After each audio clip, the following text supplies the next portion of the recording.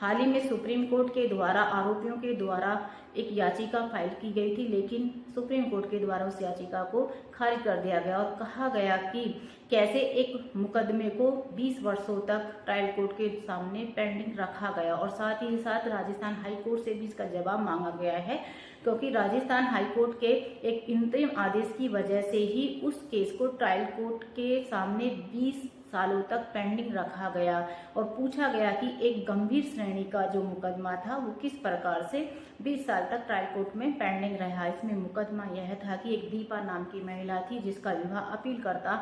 1 के साथ 2000 में हुआ था और 2001 में ही रहस्यमय परिस्थितियों के कारण जो दीपा थी उसकी मृत्यु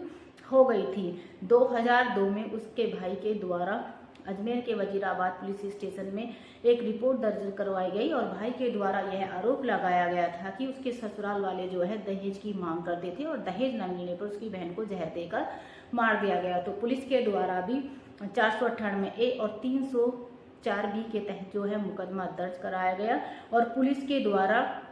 2002 में अपनी जांच भी कोर्ट में सौंप दी गई और ट्रायल कोर्ट के द्वारा भी जो आरोपी थे 7 आरोपी थे उन 7 पर आरोप तय कर दिए गए। तो उन आरोपियों के द्वारा ही जो आरोप तय कर दिए गए थे उनको राजस्थान हाई कोर्ट में चुनौती दी गई और राजस्थान हाई कोर्ट ने ट्रायल कोर्ट में आगे की प्रोसीडिंग को रोक दिया था। लेकिन हाई कोर्ट के द्वारा 1 अगस्त 2025 को जो याचिका थी, जो याचिकाकर्ताओं ने फाइल की थी, उसको खारिज कर दिया गया।